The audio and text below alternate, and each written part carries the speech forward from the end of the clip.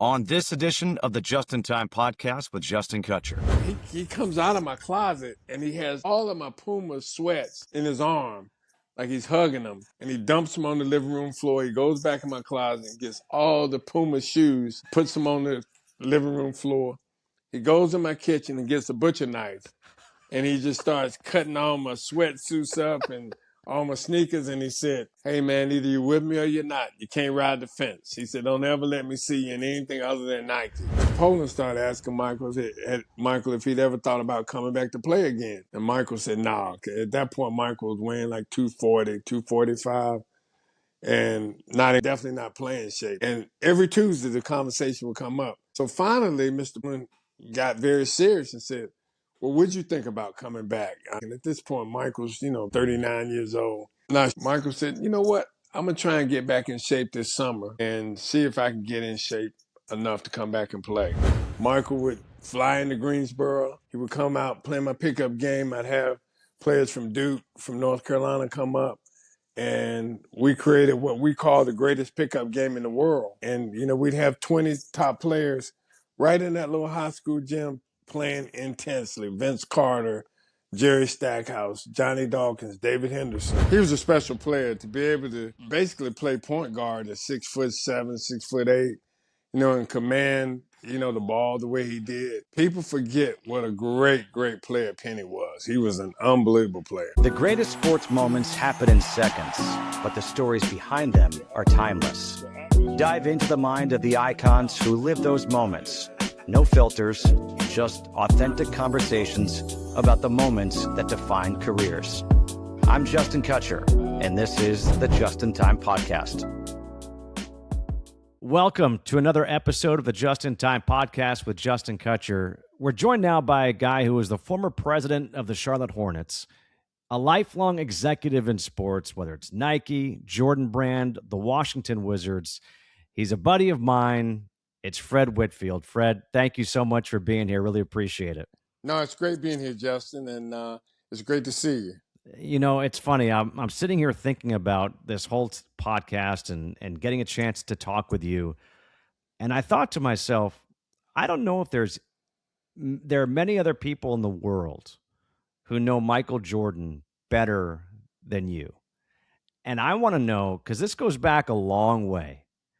You played basketball at Campbell University. When was the first time that you met Michael?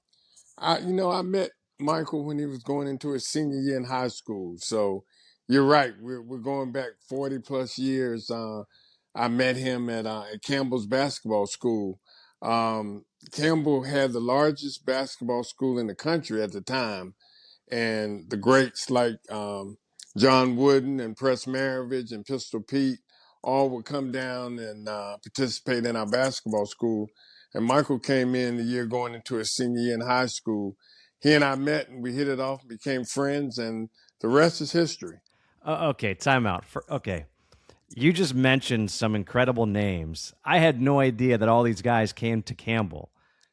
So, well, you're too young. You're too young to remember those days. But I am too young. However, I'm not too young to know those names. And what was it about Campbell that all these guys came there? There was a former coach, Coach Fred McCall, who had befriended all of these great coaches. And I just named a few, but had befriended all of these coaches. And he was at Campbell coaching basketball and started a basketball school and invite all his friends to come in. And over the years, these guys would come in every year and just support him. And Campbell used to do 4 weeks of camp with about 500 kids a week. And I was fortunate enough to grow up in the camp. I started going there when I was an 8-year-old and went every summer until I finished high school. And then I ended up getting recruited there to play. And then I worked as a counselor during my years as assistant coach at Campbell. And that's how you met Michael. That's how I met Michael. You were his counselor. I was his counselor. And again, we hit it off, and he was a really, really good player then. I clearly had no idea he'd become Michael Jordan. But we became friends, and, the next year he went on to Carolina, I graduated and went back to graduate school and became a graduate assistant coach. And when we didn't have games, I'd ride up to Chapel Hill, which was about 45 minutes from Bowie's Creek, and he'd put my name on a list at the back door of the old Carmichael Auditorium, and I'd go in and watch the games.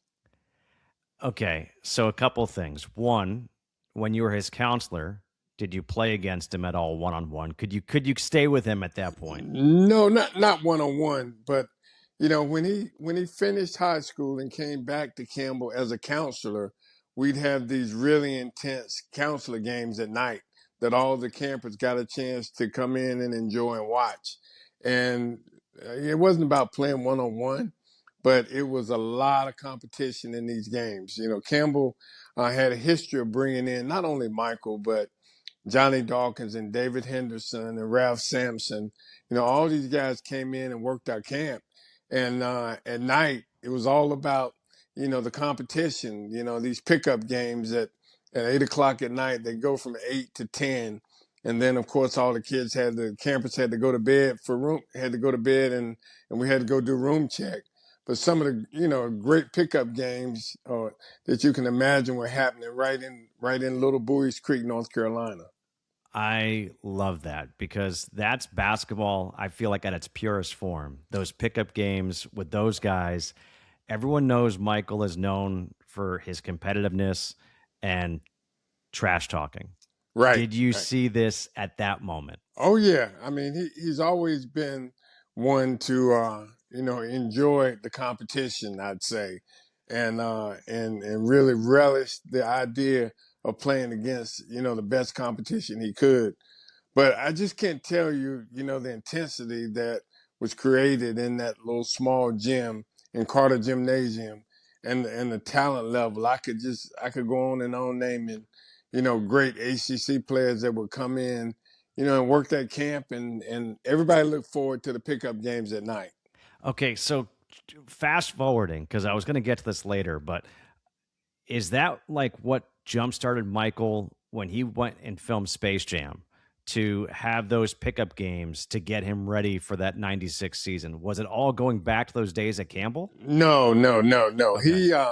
He, like all, young people growing up that were basketball players, we played pickup games everywhere. And so I'd say more of, playing pickup games in the old Woolen gym in Chapel Hill, which was really sort of the rec gym on UNC's campus. And in the summertime, and I used to ride up and participate in these pickup games in Woolen Gym. But you have all the former Carolina players that were in the pros would all come back. Many of them were in summer school. In fact, Michael came back each summer until he finished his degree. And these great pickup games would happen every day at 3 o'clock or 3:15 in Woolen Gym. And I think it really dates back to those pickup games. But all of us growing up that love to play basketball, regardless of whether you made it to the pros or not, if you made it into college, anytime you could get into a great pickup game, you would always welcome that. And I'd say Michael enjoyed having pickup games regardless of where they were, as long as it was good talent and the opportunity to compete. Yeah, I mean that's the thing, the talent to get all those players to come. And I get it, right? Like everybody wants to play against the good players. They hear about these guys coming like, "All right, I'll go." Next thing you know, like you said, you've got half the ACC all right there playing pickup in the summertime, and it's great competition to get you ready for the real thing. Man, I didn't realize that Campbell had that. I thought it was just you two got the connection, but it No. grew from there. So you said Michael left you those tickets his freshman year. Yes. How about the championship game? Were you there for that? I was there, and actually, and I think it still happens that way today. During the Final Four, the NCAA has their National Coaches Convention, and as I mentioned, I was a graduate assistant coach at Campbell, and all the college coaches go down for the convention during the Final Four, and so I was there really on behalf of Campbell University as an assistant basketball coach and got a ticket to the game. So I was actually there when he hit the shot.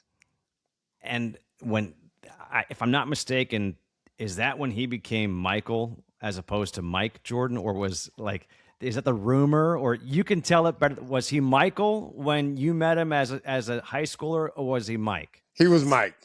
And I think that shot really propelled him into being Michael Jordan. To take a shot at that level as a freshman and be able to sink that shot, I think really changed everything about who he was and who people perceived him to be. Because that was a big shot at a big time, and I'd say he so. knocked it down. And people, I don't know if they remember or not, but Patrick Ewing was playing for Georgetown, Yep. a guy that you're really close with, Sleepy Floyd, playing. I literally just saw Patrick 30 minutes ago. Did you? I'm in New York, and he's working with the Knicks as an ambassador. And literally in the hotel lobby, I bumped into Patrick, and he is a very close friend of mine. And I can remember those days of him being at Georgetown and just not able to kind of get over the hump. They did it once, but they lost to Carolina. They Yep. lost to Villanova, and I want to say, was the other one Houston? Maybe Houston. Yeah, You know what? I can't yeah, remember. it's crazy. But in any case, or maybe it was NC State. I forget. But that doesn't matter. What matters is, did Michael know that you were at that championship game? Did you see him after? No, I didn't see him immediately after, but clearly when they got back to Chapel Hill, I rode up and spent some time with him, with he and Buzz Peterson, who was his college roommate, and just enjoyed, our friendship. Yeah. You mentioned Buzz Peterson, and one thing that's stuck out to me as I've been able to be around you, and I've gotten the chance to meet Michael a couple times. When you're at the level that Michael Jordan's at, there are only so many people who are your true friends, who aren't looking for something from you. And you almost need to go back in time when you weren't Michael Jordan to have those friends. So, what is it for you and a guy like Buzz Peterson, who was his college roommate, that you can see Michael maybe just let the guard down and just be himself? Like, how does that make you feel? Well, Justin, it's interesting you asked that question because I have very few friends in my life, and I'm certainly, nowhere near in the same stratosphere that Michael's in. But it's really hard to trust people Hmm. um, uh, that you meet after you've gotten to a certain point in your life. And clearly, Michael is one of the loyalists and is a very loyal friend. But I think appreciates the fact that he has friends that have been with him, before he became Michael Jordan.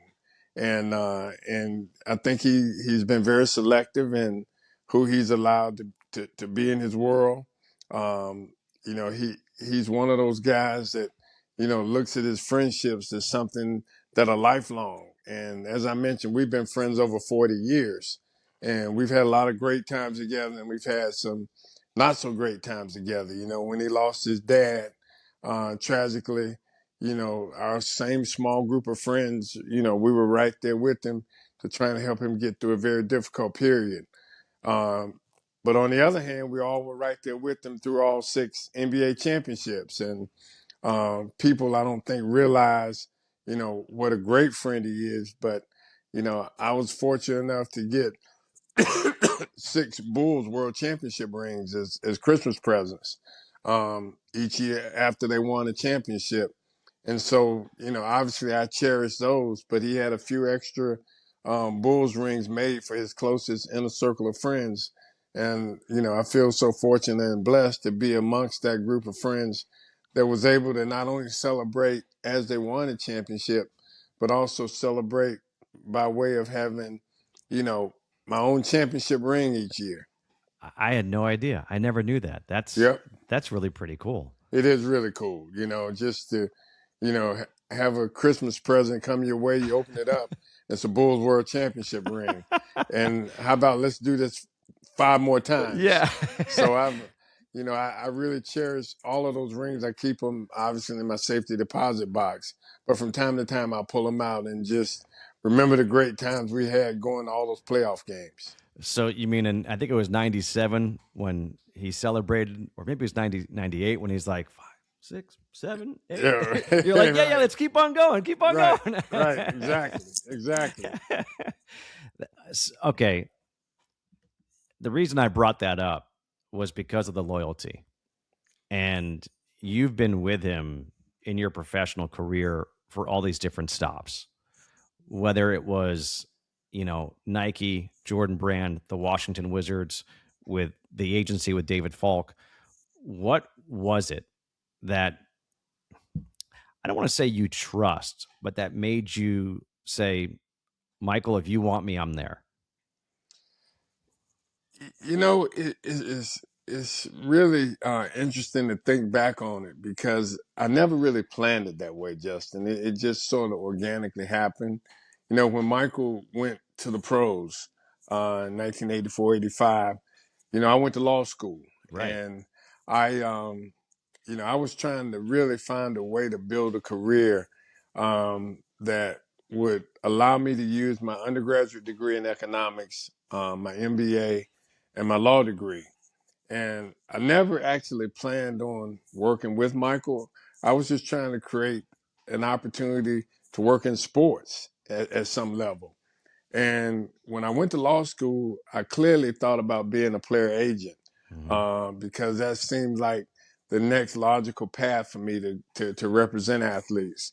And again, I had no intention of going to work with David Falk. I was trying to build it on my own, started my own small law practice in Greensboro. And just ironically, all these large sports management companies, IMG, Advantage International, Lynn Elmore at the time, all started recruiting me to try and get me to come join their agency. And here I was, this dummy, thinking that they're trying to hire this young hotshot lawyer who has his MBA, econ degree. The very last question at every interview was, "Hey, if we bring you on our team, you think we can steal Michael from David Falk and represent him?" And so clearly there was a conflict of interest there for me because I really only wanted, what was best for Michael. And what was best for Michael at the time was David Falk. Mm-hmm. And David, uh, excuse me, I believe is or was the best at what he did. And, we were fortunate to have a great list of clients in, Michael, Patrick, Dikembe Mutombo, Alonzo Mourning, Muggsy Bogues, Glenn Rice. I could just go down the list, Juwan Howard. We had a great roster of athletes we represented. And as Michael and I talked about, what my career path should look like, he suggested that I join David's firm because that would really take the conflict of interest out. I wouldn't, come in the door doing his work, but I'd have the opportunity to learn from, David and Curtis Polk, Mm-hmm. who had the best and the most premier sports agency. And so, I was fortunate that David and Curtis allowed me to come in and join their firm. They gave me the latitude to stay in North Carolina, to work out of my law office in Greensboro, and really focus on trying to sign ACC players uh, and also Big Ten players, where I had a connection, particularly up at the University of Michigan with Trip Wellborn, who was a great defensive back that played in Michigan. My brother's best friend grew up in Greensboro. That sort of opened the door for me to spend time in Ann Arbor, and I got to know Juwan Howard, and I was able to sign and represent him. And just being a part of David's firm, I think gave me a great foundation on how to negotiate not only NBA contracts, but sports contracts as a whole, whether it's endorsement deals or the like.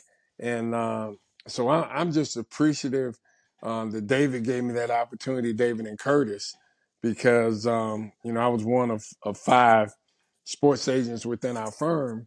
And they gave me just this unbelievable opportunity to learn how to do the sports business the right way. It's amazing. So such a small world that when I was up in DC, now here's full disclosure. So Fred has a foundation and a charity that he's been doing for years, Achievements Unlimited, and then the Hoopty. And you had me MC the event, Yes. a few times, and I think my last time it was the night literally that I got the announcement that I was going to become the Washington Wizards TV play-by-play guy. Yep. But when I was up in DC, I joined a golf course where David Falk was a member, and so Okay. he and I ended up becoming friendly, and we played golf together. And he's treated me so well, and it's just such a small world how all these things kind of intertwine this spider web. But I knew that he had Patrick, that he had Alonzo, that Dikembe. You mentioned you were able to get Juwan Howard.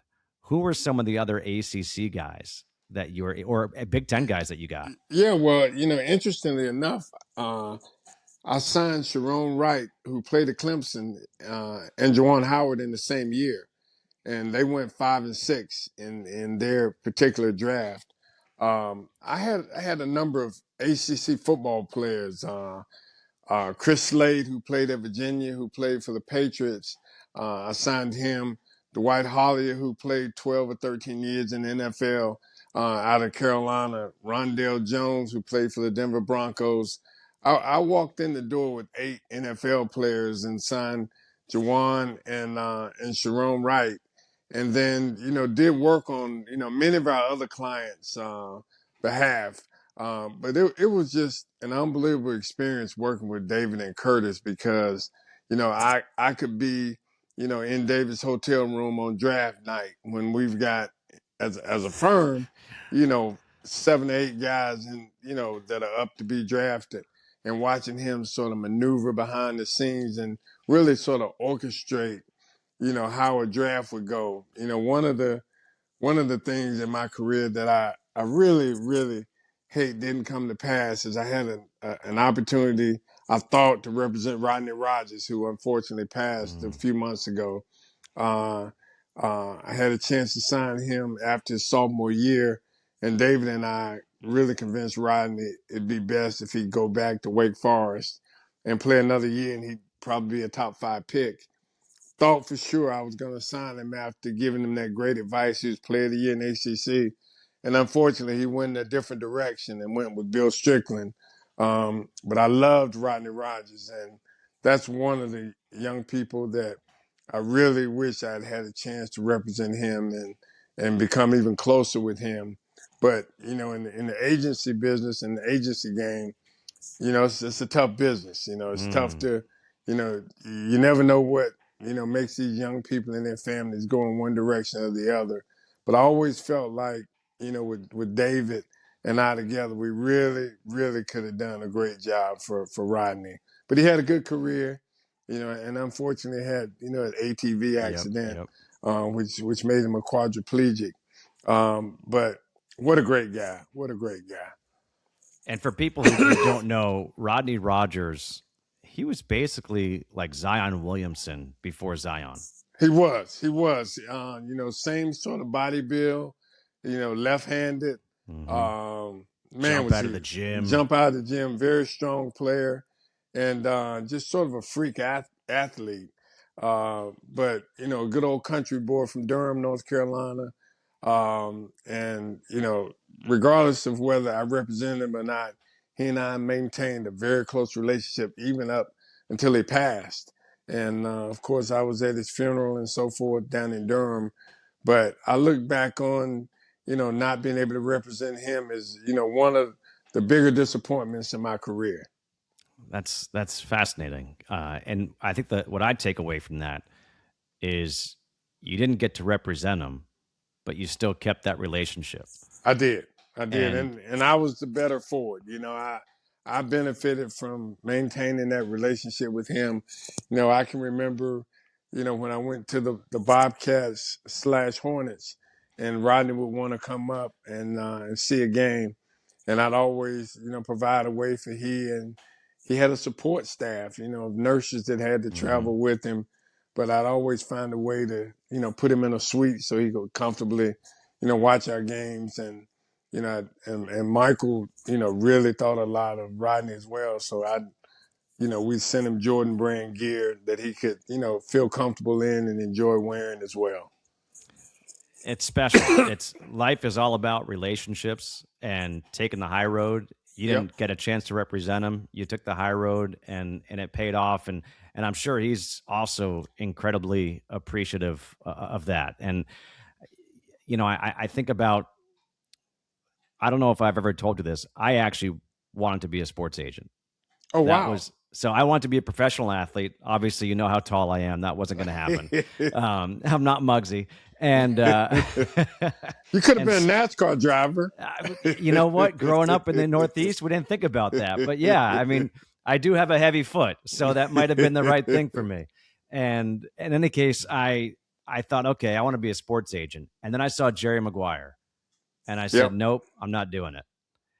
That was what turned me off. It's a tough gig. Really tough it's gig. a tough gig, yes. And so I changed paths, and you changed paths as well, because like we said, you worked with David, but then you went, I believe, to Nike after that. Was that also because Michael, or did they see something in you with your relationships with players? You know what, Justin? I think it all started because I was able to meet Phil Knight and all the senior, his senior executives at Nike when I went to visit Portland, went to visit their campus in Portland with Michael. Mm-hmm. And I built an organic relationship, close relationship with Howard White, who is actually the guy that brought Michael to Nike. Howard and I became very close. Obviously, I met Mr. Knight.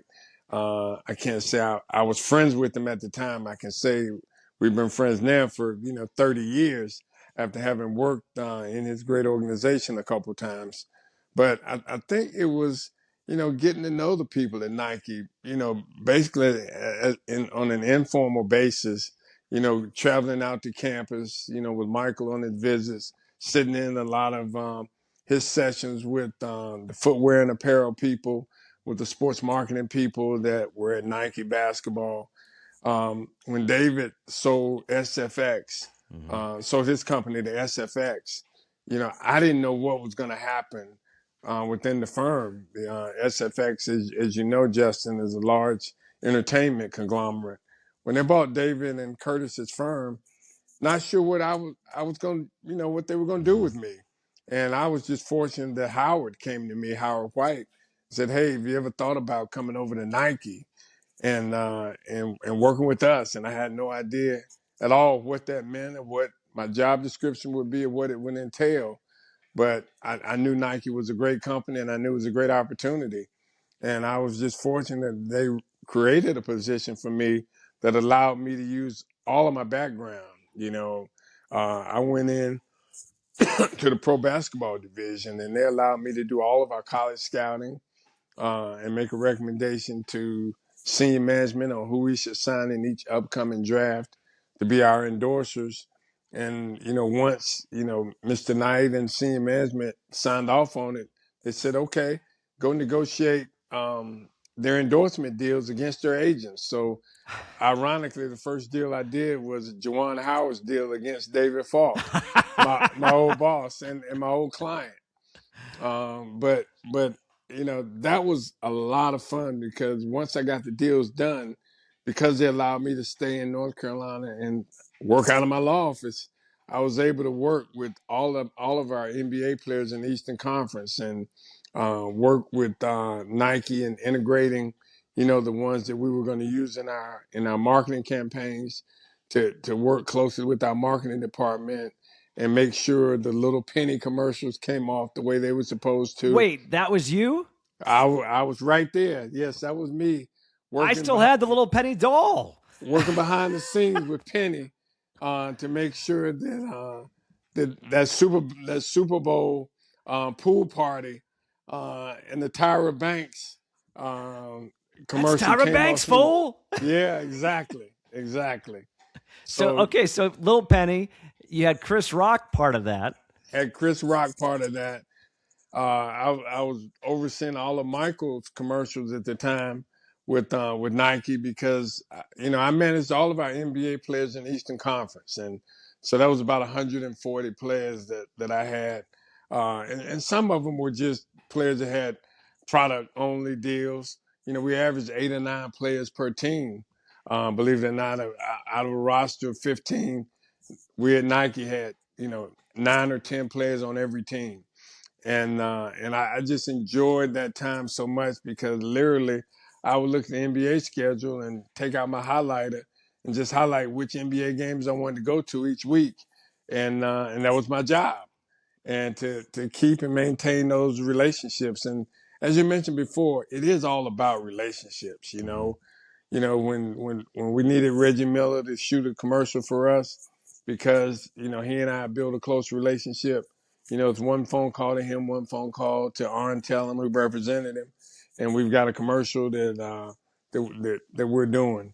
So as I look back on my career and I think about just how fortunate I was, not to have chased opportunities, but to have opportunities in my career to come to me.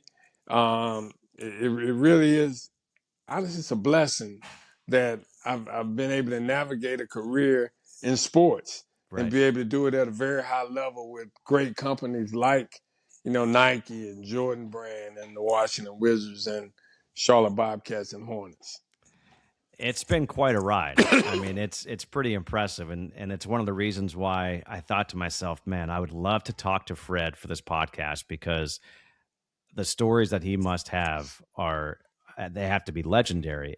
I think a legendary story is got to be what was the negotiation like for you representing Jawan or representing Nike against, David Falk and Jawan. So how did that all go down?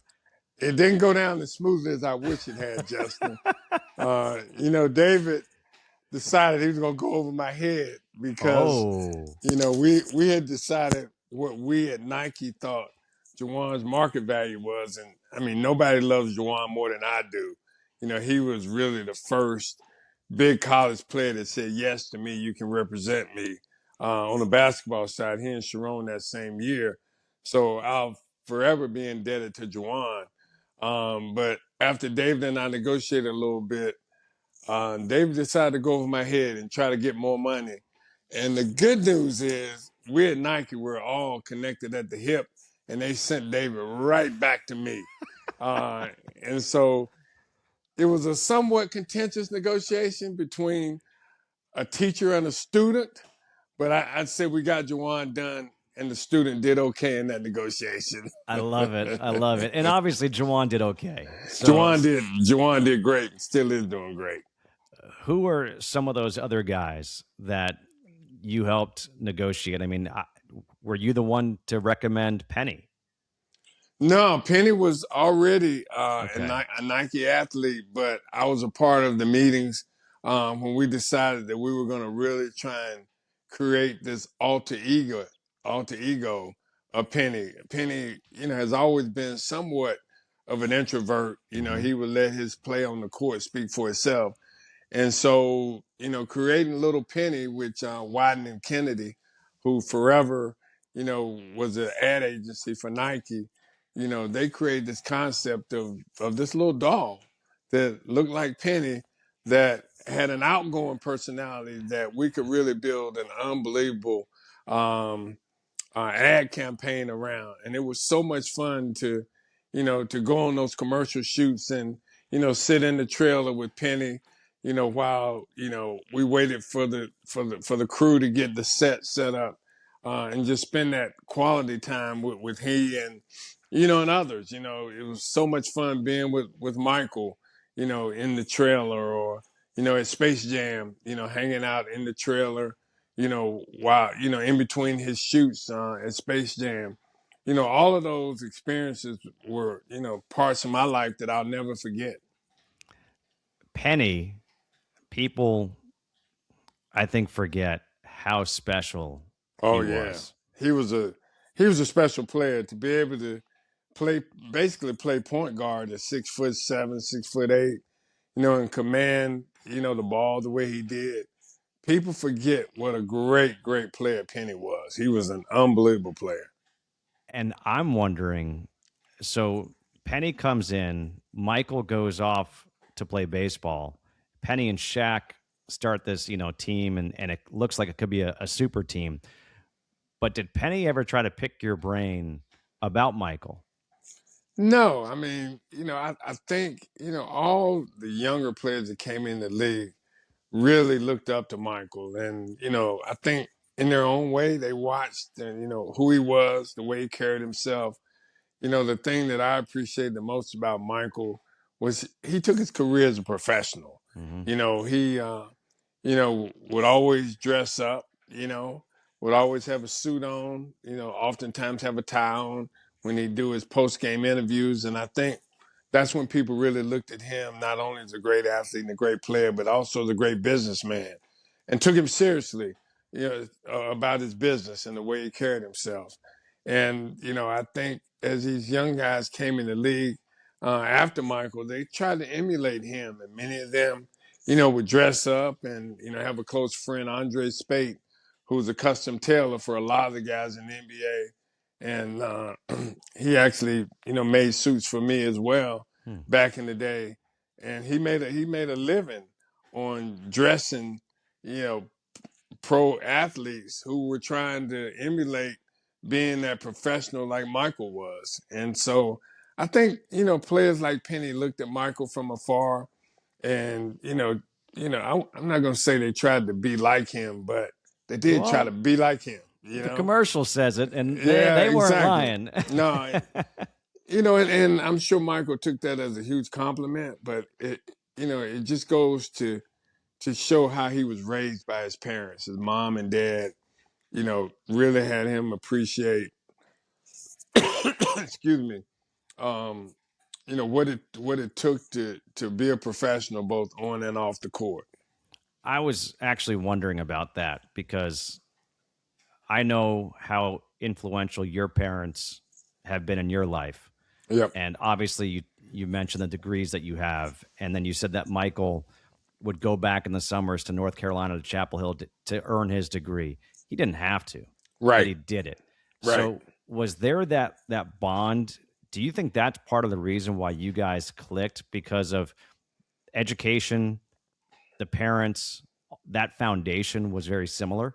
I do, Justin. I believe that we both were very fortunate to have two parents at home that were raising us and raising our siblings, to be responsible citizens, but also understanding the value of education.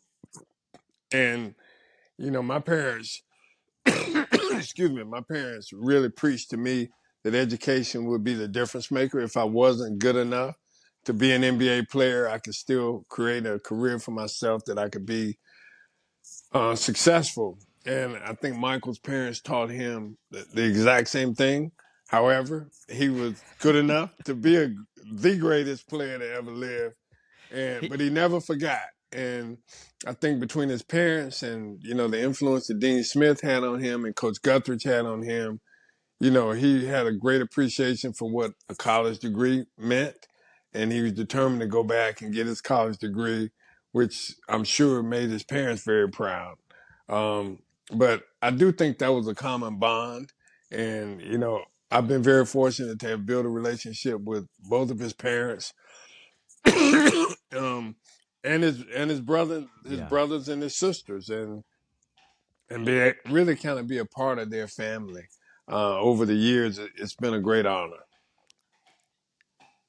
Were you part of the ad campaign, as I think back, for the Jordan 11s, where he's in the suit? You'd mentioned the suit, and he kind of gets out of the suit, and then he goes and he was that. Were you on that set for that one? I was on that set. I was on that set back in the day, and I can remember so many of his commercial shoots. That one stands out, but also the set that we had out in L.A.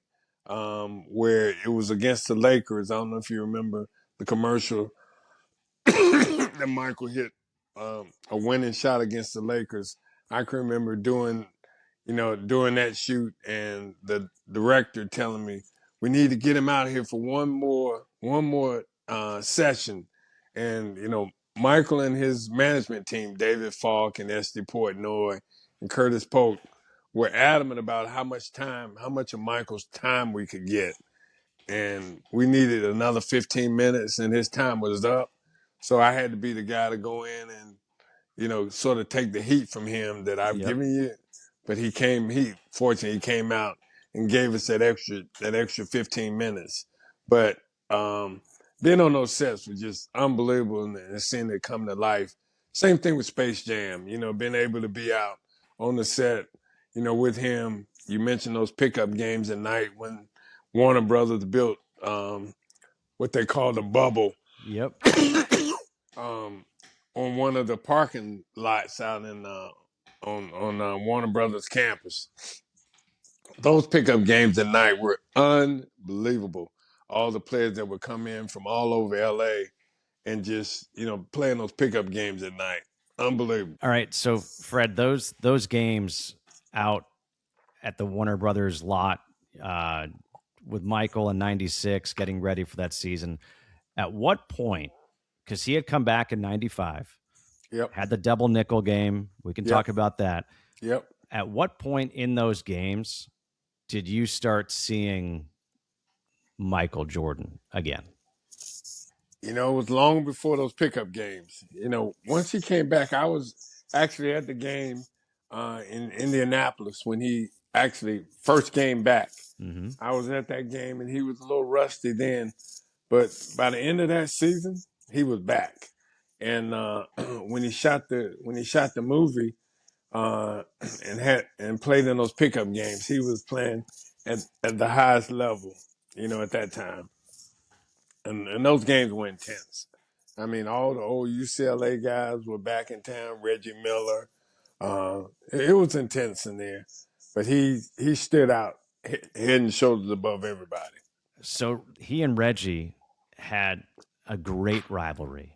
97, 98. I mean, those Eastern Conference finals. So now they're playing against each other in pickup in the summer of 96 or 95, 96. What was going on? Because neither one of those guys will shy away from talking trash. So now, without a referee, those two guys going at it, you got to let me in. Like, what was it? It was intense to say the least. But, it wasn't just Michael and Reggie. I can't remember all the players that were a part of those games, but guys were flying in to participate. I mean, it was amazing. And, what was amazing to me was everybody was just gravitating to Michael because everybody knew that the bubble was there because of Michael. They knew he was shooting Space Jam. I mean, it wasn't a secret to anybody that if you wanted to get in the best pickup games in LA, they were going to be out at Warner Brothers. And it was just so much fun to sit there and watch. I didn't play in those games. I don't think. I can't really remember. I don't think I played in those games, but I definitely sat around and watched and enjoyed those games. Everyone talks about 90, the 92 Olympic team and those like practices, how they were epic and those are the most intense. I feel like that's the same way with those kind of pickup games when you have all these all-stars. And again, no rules. The only foul is if you start bleeding. You just go at it. That has to be so fun. But yeah. Justin, when I started Achievements Unlimited back in 1985, Michael's rookie year, one of the things I tied in was a pickup game that I would close to just my campers and their families.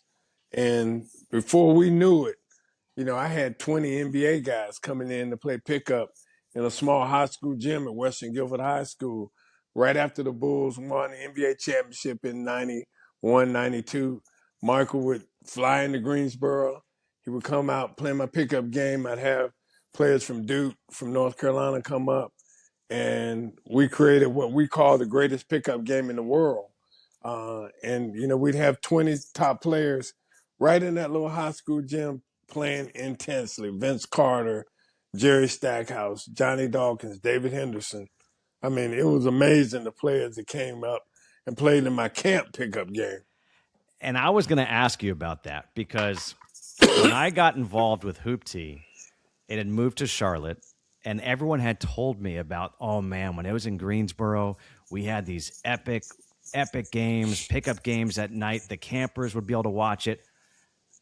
And the fact that Michael came, it goes back to the loyalty that I was talking about. It's that two-way street. He Yep. doesn't have to come back and do this, but he did it. Who else? You mentioned Jerry Stackhouse, but like, how did it come about that all these guys now are coming to your camp and playing this pickup game? Well, Justin, amazingly, they all were my friends, and they all were trying to support what I was doing. They knew that my camp was for underserved kids, and from the YMCA, the Boys and Girls Club, Police Athletic League, I'd invite all these agencies to bring their kids out to my camp, and it really was sort of threefold. One was to teach fundamental basketball skills. The other was a stance against drugs. And then the third was how important education was. I started Achievements Unlimited because by the time I was 25, 8 of the 12 players that were on my 8-year-old team were dead because of some drug-related activity. You know, where I grew up in Greensboro in sort of a lower middle class neighborhood, my mom was a school teacher. My dad worked in the postal system. The community center that I played, Windsor Community Center, on the other side of the community center was the projects. And all those kids that came from over there, didn't have the family structure that I had. I mentioned my mom and dad both. My mom and dad were both very educated, both had master's degrees. Almost all my teammates, came from single parent families and didn't have the family structure I did. And so when I started my basketball school in 1985, I really wanted to touch young people that were less fortunate and have them understand that if you get strung out on drugs or you don't, get a good education, there's a high likelihood that your adult life won't be as enjoyable as it could be. And that was really the premise around us starting the school. And believe it or not, next summer will be our 40th anniversary of my basketball school. We've had over 15,000 kids come through our program over the years. And the first 25 years we held in Greensboro. Mm-hmm. And the pickup game was a core part of us being able to, take our camp to another level. But what happened was, all these NBA GMs realized that they had all these great assets that were coming and playing these intense pickup games.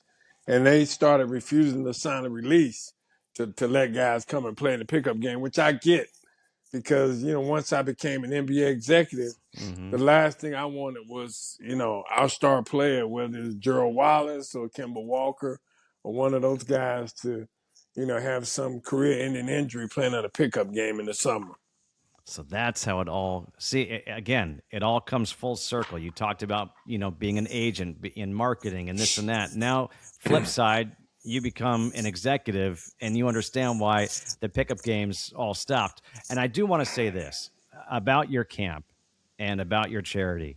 One of the coolest things, you had me come out a couple times and talk with the campers. You had me sign dictionaries. Yep. Yep. It's the only place I've ever been to that you have the speakers sign a dictionary. And that always resonated with me because, I'm unpacking here in my new house and I've got autographs from when I was 7 years old and I'm finding them, right? But they're autographed pictures. So if I have an autographed dictionary from all these people, I'm going to keep it and I'm going to maybe look at it time and time again. What was the impetus to have people sign those dictionaries for the campers? Yeah, Justin, that's a great question. As I mentioned, our camp was threefold, and education was, one of those three pillars that we were focused on. And I felt that, if we had autographed dictionaries, it would be symbolic to the young people that would, to your point, would want to keep that dictionary that Michael Jordan and Ralph Sampson, Johnny Dawkins, the list goes on. Juwan Howard, Scottie Pippen, all these players that came in for me, they would keep those dictionaries and, it'd be a reminder that you can't just be an athlete. You also got to be a student. And so instead of giving away plaques to all of our winners, we would give our winners autographed dictionaries and Jordan brand backpacks, for them to take their books to school the next year. And that was a tradition for us. Never gave plaques out and always tied education heavily into whether or not you're going to be a champion. We had our kids take vocabulary tests on the last day of words that we gave them at the beginning of the week. And we'd add the score that they got on their written test to the score they got on the court, and they determined whether their team won a championship or whether they won an individual award. And then again, the award, the reward, would be that autographed dictionary that was so coveted by all these young people. Wow, that's brilliant. I love that. I love that because honestly, I think about different plaques I have. I'm like, well, what am I going to do with that? Where am I going to put that? But to have a Right. dictionary that's signed by Ralph Sampson, Michael Jordan, Scottie Pippen, I'm keeping that. Like that's going somewhere. Right. Yeah, no matter what you do. And that was the thought behind it. And, we did that for years and years and years and years until dictionary became somewhat obsolete, Yeah. when people could just Google it and get a definition. But we evolved and we went on to what we call NBA Math Hoops now. So which is a great program. The NBA has partnered with a group that uses NBA's players' stats to teach math. And that's our educational component now at our basketball school. And so we sort of evolved from the vocabulary words to really find a creative way to teach, math on iPads. And the young people really get into that as much as they did the vocabulary words. That's fantastic. I've said for my nephew who's huge into sports, I told my sister, I'm like, if you want to help him with math, make it all sports related. Right. Exactly. Shooting percentages, figure out that, like field goal, like do all this stuff, do it with math, because then he's going to just want to know what it is. That's how I would have wanted to know. Right. Exactly. And that's what NBA Math Hoops is all about. I love that. I also love baseball.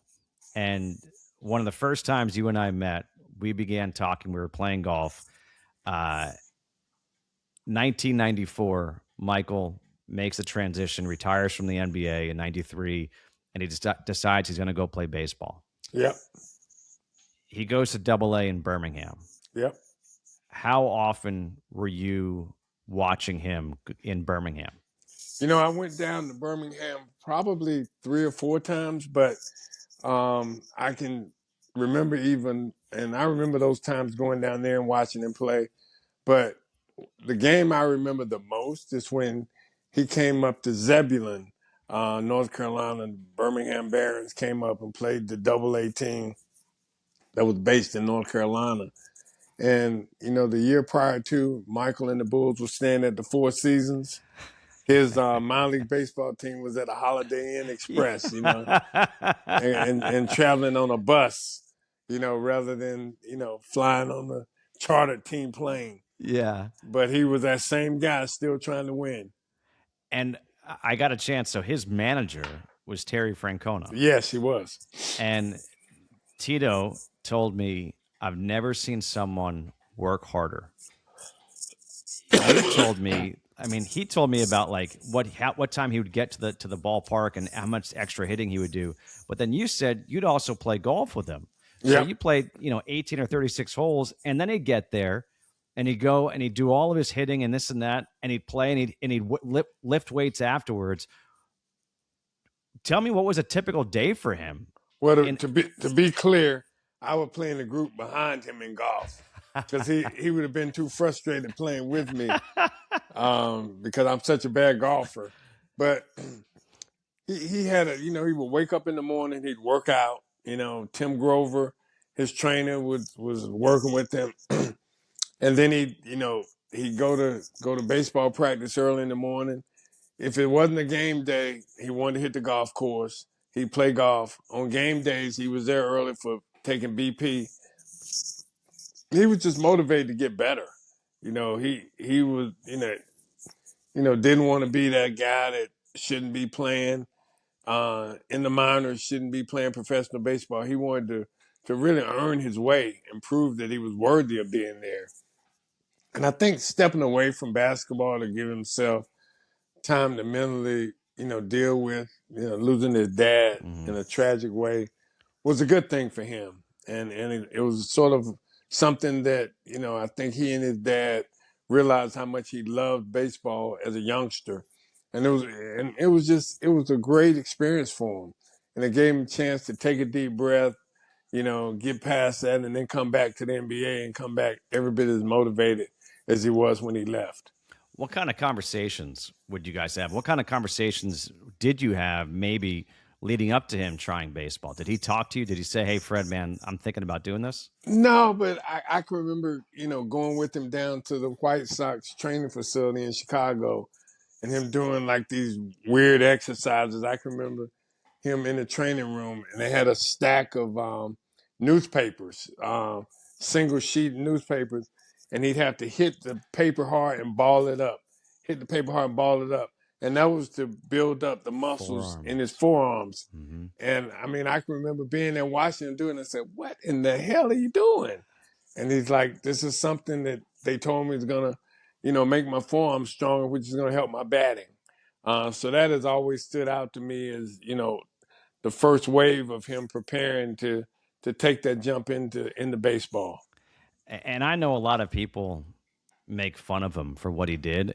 And I am someone who has said for a long time, I don't think people realize what he did, how incredible it was to not play baseball for probably close to 15 years and then go to Double A, which is the most talented level of the minor leagues outside of the majors. Yep. To go there and still hit over 200, have some home runs, steal bases. Like, people don't understand. Yeah, he didn't hit 330, but to hit 200 is absurd.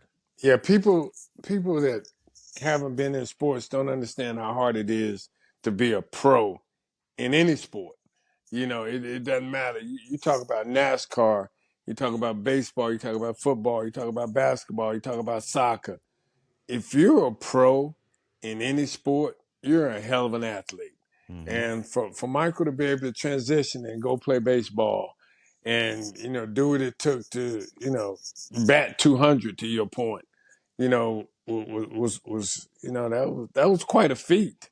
And to be able to hold his own in the field and hold his own with like basically all of his teammates made it to the majors. Right. Because to your point, all the great next talent, young talents in Double A, and they'll eventually be in the majors.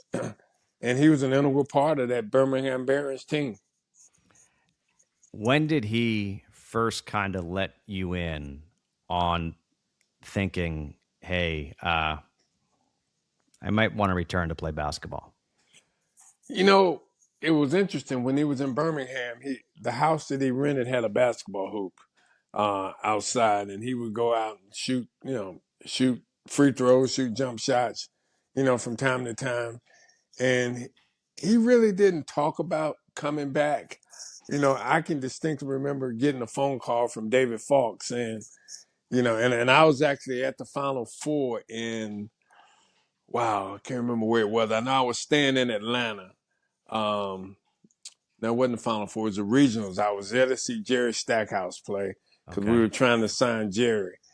And David Falk called me and said, I don't care where you are, you need to be in Indianapolis on Sunday. And I said, what's going on? He's like, Michael's coming back. Michael's coming back. So just get your butt on a plane and get to Indianapolis. And that was the first time that I really knew, okay, he's coming back to play. And that was that Sunday game in Indy that he came back wearing number 45. And if I'm not mistaken, I remember watching that game because I was so excited that Ahmad Rashad, I think, had a pregame interview with him. Probably did, because Ahmad is a great friend of Michael's and obviously a great friend of all of us. But how did that friendship start? Because Ahmad had access to Michael that very few, especially in the media, ever did. I don't know exactly how it started, Justin. I just remember he came on the scene, and he and Michael became, fast golf buddies. Because Ahmad was playing golf like every day, and became a really good golfer. I can remember playing with him at one point when he was bad like me, and then the next time I saw him, I'm like, damn, he's gotten good. And he and Michael became, really, close golf partners, and then again, he became a friend that could be trusted. Mm-hmm. And, Michael knew that Ahmad was not going to throw any curveballs at him, in his interviews, not try to stump him, make him look bad. And so he trusted him, beyond reproach, that it would be a fair interview. Of course, Ahmad had to ask some tough questions, but, he did it as a professional. And I think that was one of the reasons why he would get those exclusive interviews that no one else could get. Speaking of the friend and the loyalty, you have to tell the story of Michael going into your closet and seeing something that wasn't Nike. What exactly happened there? Yeah, so Michael came to Greensboro for my basketball camp and played my pickup game. And I can remember, one evening he said, "Hey man, if we're going out, I need to grab a jacket." I said, "Oh yeah, sure." I said, "Just go in my closet." And this is when I was practicing law. I had a little 2-bedroom apartment in Greensboro, and he went in my closet. And at the time, I had my closet split in half. One half was all these Nike sweatsuits with the matching shoes underneath. The other half was all Puma sweatsuits and sneakers beneath. That came from my visit to Puma's headquarters with Ralph Sampson, who had also become a really close friend. And of course, the Nikes were from my trips out to Portland to Beaverton with Michael. And so he comes out of my closet and he has all of my Puma sweats in his arm, like he's hugging them. And he dumps them on the living room floor. He goes back in my closet and gets all the Puma shoes, puts them on the living room floor. He goes in my kitchen and gets a butcher knife. And he just starts cutting all my sweatsuits up and all my sneakers. And he said, "Hey man, either you're with me or you're not. You can't ride the fence." He said, "Don't ever let me see you in anything other than Nike." And that was in 1989. And to this day, I've never had another pair of sneakers on that weren't either Nike, Jordan, or Converse. And, it's just, his loyalty to the brand as well. And, it became really entrenched in me too. Mm-hmm. And once you work for Nike and become part of Nike's family, you're there for life. Mm-hmm. And that was just his way of letting me know. I know Ralph is your guy too, but if you want to ride with me, you're gonna be wearing Nike or Jordan, and that's all I wear now. And that was also the note for you: don't have a butcher knife in the kitchen anymore if Michael's coming over. Exactly. So I don't know how that story made it to a couple books, but that story is in a couple of the books out there. But that was really an eye-opening experience about just how serious he is and was about the brand and brand loyalty, and really taught me a true lesson about, what it means if you represent something, regardless of what it is, you got to make sure you try and take that brand to the highest level and stay loyal to it. I'll tell you a quick story. You and I love going to, I say, the best bar in all the country, Selwyn Pub. Selwyn Pub. Yes, and yes. There was one time, it was back in 2014. I went and hit some golf balls, and I came back, and my buddy's like, "Hey," I was like, "We're at the pub. Come meet us." And I went to the pub, and they're like, "Hey, we think MJ might be here." And I looked in the back, and I was like, "Oh yeah, he's here." He's like, "How do you know?" I'm like, "Well, I see Fred back there. I see the car." I'm like, "He's here." I go, "I got to go home and change." And they said, "What do you mean?" I go, "I have an Adidas shirt on right now." And it was my friend's golf course. He got me the shirt. I would never buy the shirt, but he got me the shirt. They're like, "What?" I was like, "I have an Adidas shirt. I got Nike belt, Nike shorts, Nike shoes." I go, "But I can't be seen in this." Right. And everyone's like, "No, don't be ridiculous." I go inside, and who's there but our good friend Tony Datcher. So Datch is there, right? all of a sudden, Michael comes in with Datch, and we start talking. He introduced, and Datch leans in. And he goes, "Don't worry, I told him you're good from the waist down." And I was like, I knew I should have changed. I knew I should have changed. That's right. That's right. I was like, you only get you can't be in something else. So it's that first impression too, right? It is. I was like, gosh, like Doc even said, do you want a t-shirt? I'm like, I should just go home and change. It's so close. I should go home and change. And lo and behold, that's what happens. Before I move on to the last segment, I need to ask you about the time with the Wizards. Yes. Because Michael, again, you go with him to the Wizards. Yep. And all of a sudden, he leaves the front office to come back to play. Mm-hmm. So what kind of conversations were had with the two of you then when he's deciding to make that transition? Yeah, it's interesting, Justin. It didn't just come out of clear blue. We used to, so when Michael went to Washington, he asked me to come with him, and he asked Rod Higgins to come with him. And Rod was going to be the assistant GM. I was going to be director of player personnel and in-house legal counsel. And we were going to work alongside Wes Unseld, who's the GM. And we all love Wes. And every Tuesday, Mr. Poland and Susan O'Malley, who was his team president, Michael, Rod, and Big Wes, we'd all have lunch. And, a couple months into our tenure there, Mr. Poland started asking Michael if he'd ever thought about coming back to play again. And Michael said, nah. At that point, Michael was weighing like 240, 245, and not in great shape, definitely not playing shape, not 220. And every Tuesday, the conversation would come up. So finally, Mr. Poland got very serious and said, well, what'd you think about coming back? I know you're, a minority investor with the organization. It really would catapult our organization to another level if we could, get out of the red and get into black. Would you think about coming back? And at this point, Michael's, 38 years old, 39 years old, and not sure he wants to get out there with all those young bucks. And then finally, I guess it was, towards the end of the season, March, April, Michael said, you know what? I'm going to try and get back in shape this summer. I'm going to work my butt off and see if I can get in shape enough to come back and play. And that's, how it all happened. And, he went home, hired Tim Grover to start working him out. He got down to, I'd say, like 225, 230, was in fairly decent shape. And then 9/11 happened. People don't realize 9/11 happened. He was due to announce that he was coming back. And then he pushed the announcement off, a week or two after 9/11 as we got ready for training camp.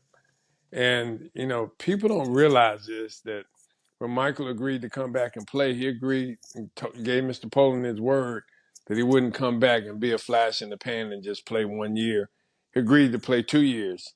So he signed a 2-year deal at the minimum.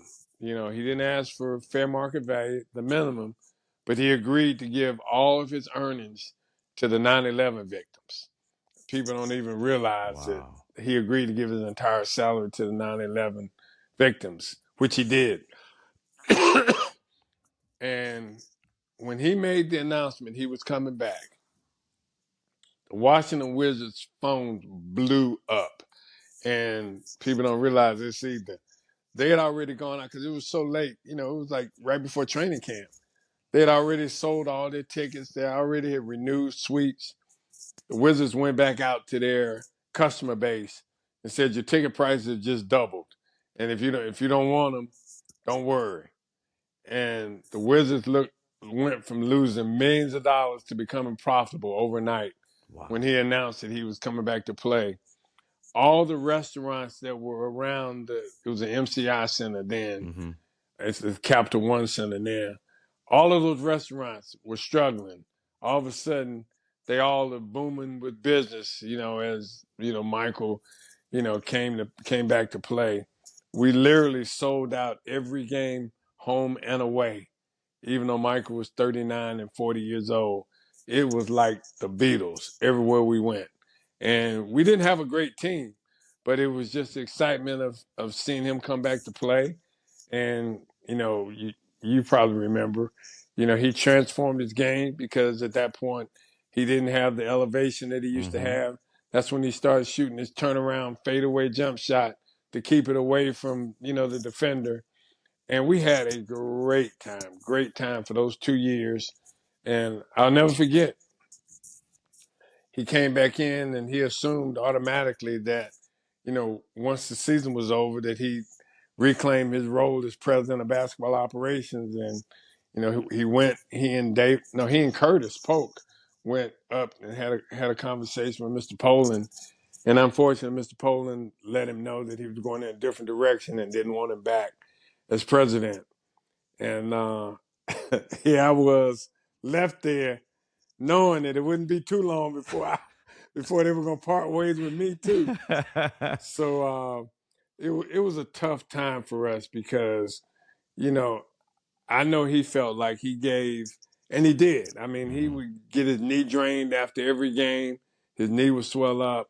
He played all 82 games his last year, which is almost unheard of. I know. Even with 25-year-olds, they don't want to play all 82 games. But he gave his all, and he expected to have the opportunity to come back and continue building what we built. We created all this salary cap space. Yep. I managed a salary cap. We created the space that Ernie Grunfeld was able to use to sign Gilbert Arenas, and start to turn the organization around. But it all worked out the way it should, because had we stayed in Washington, we'd have never gotten the opportunity to come to Charlotte and become part of the Bobcats / the Hornets and be able to eventually own that team. Yeah.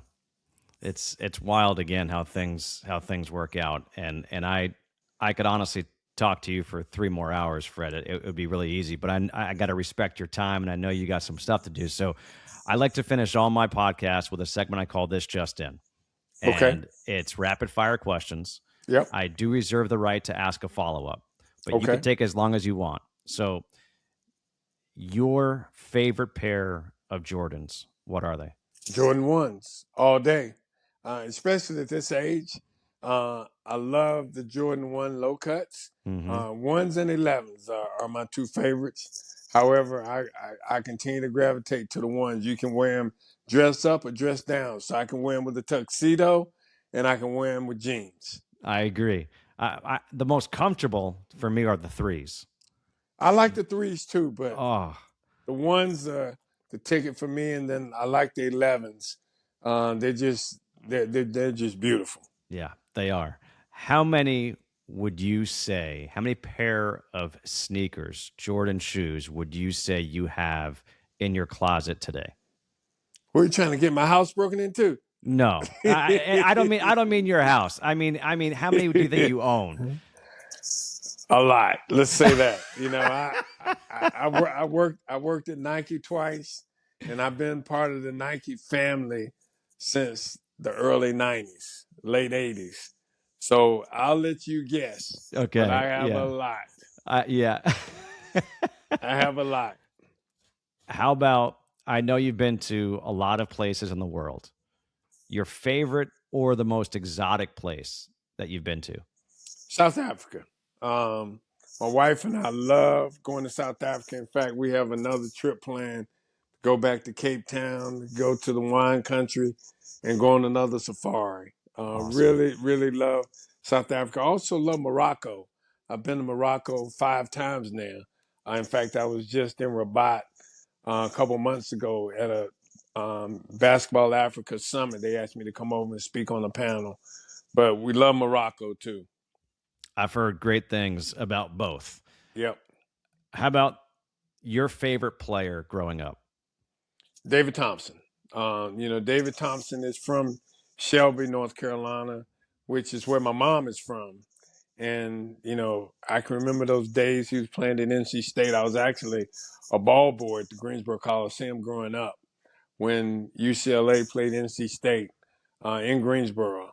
I was a ball boy, during that time. Oh And my gosh. I idolized David Thompson growing up. How about your favorite player to watch today?